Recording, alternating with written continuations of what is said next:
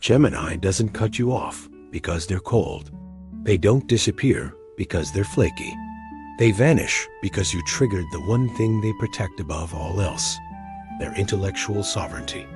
And when a Gemini decides you're a threat to their reality, you're not getting a second chance. You're not getting an explanation. You're getting permanent deletion. Here's what people get wrong about Gemini and betrayal. They think you're hurt because someone lied to you, because someone broke your trust, because someone proved to be disloyal. That's surface level. What actually happens when you betray a Gemini is this. You destabilize their entire information system. Geminis don't just trust people. They integrate people into their understanding of reality. Every person in your life is a data point, a verified source, a piece of your internal logic system.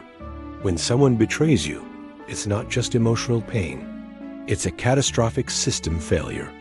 Because if you were wrong about them, if they could lie, manipulate, deceive this effectively, then your entire ability to read people, assess reality, and trust your perception is compromised. That's the real wound. You didn't just lose a person. You lost faith in your own mind. Let's go deeper. Gemini's core identity is built on mental agility, on being sharp, on seeing patterns others miss, on reading between the lines. Your intelligence isn't just what you do, it's who you are.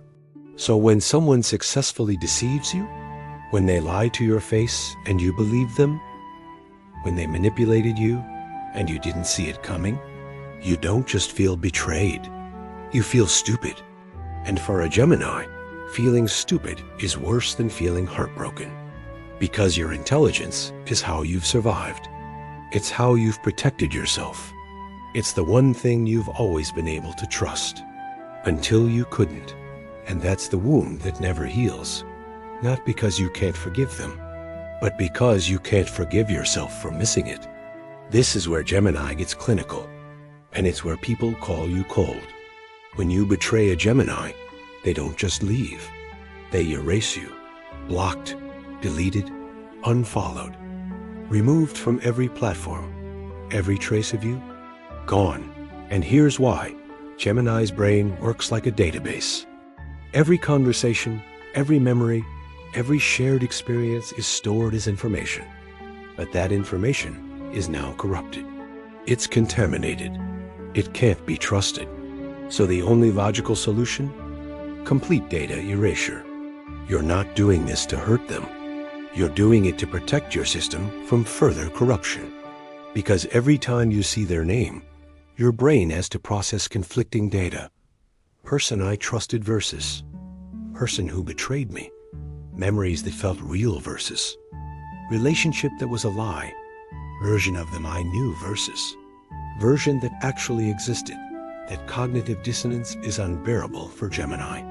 So you don't process it. You delete it. They never existed. Problem solved. Here's where it gets existential.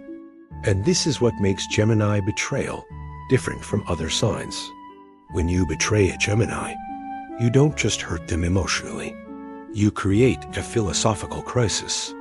Because Gemini lives in the realm of truth, information, and meaning. You're constantly trying to understand the world, decode reality, find the pattern. And you believed you understood this person. You built a framework around who they were. But you were wrong. Which means one of two things.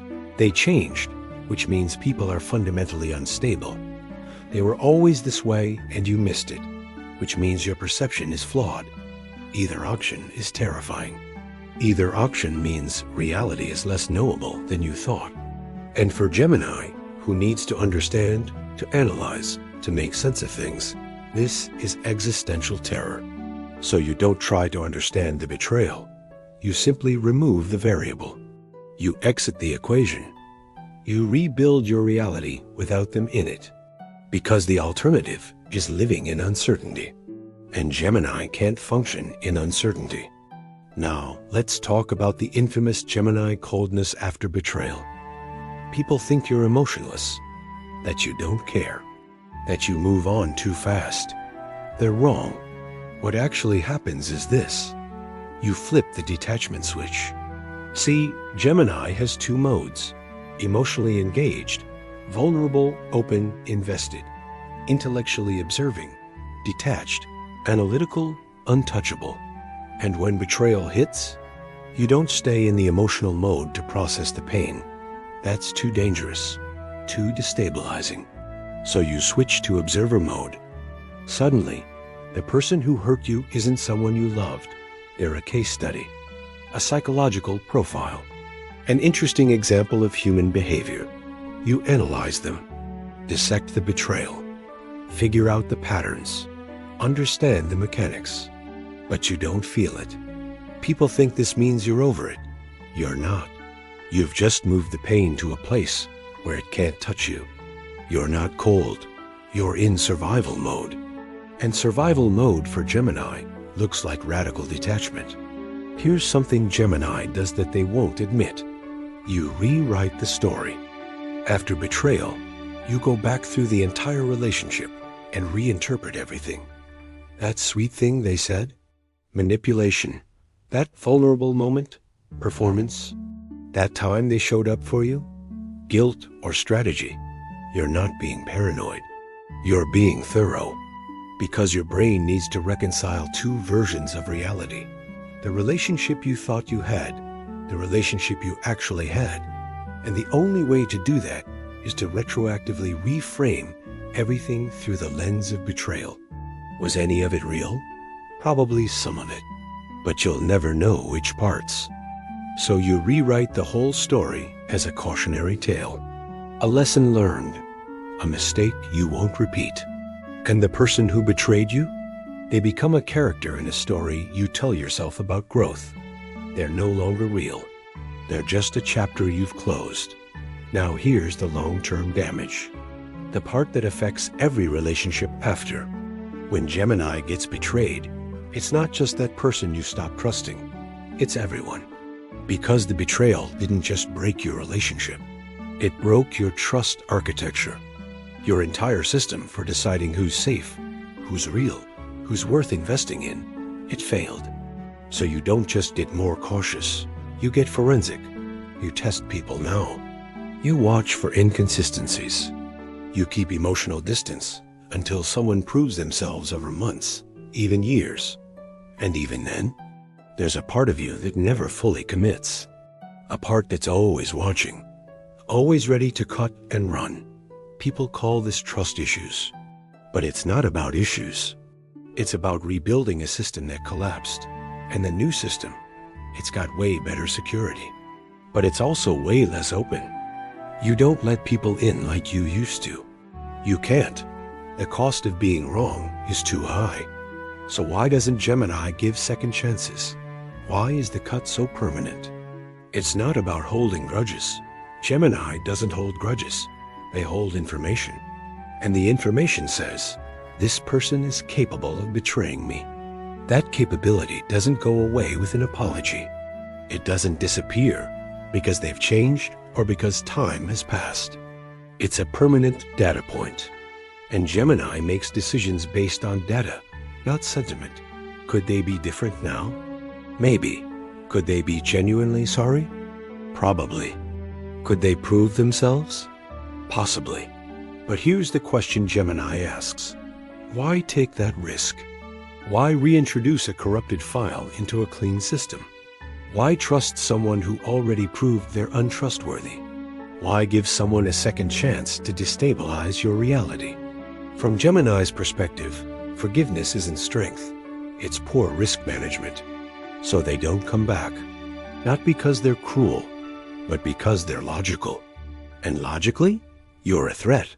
And threats get eliminated, not reintegrated. So how do you heal from this, Gemini? How do you trust again without becoming naive? 1. Acknowledge that your response is valid. You're not cold. You're not overreacting.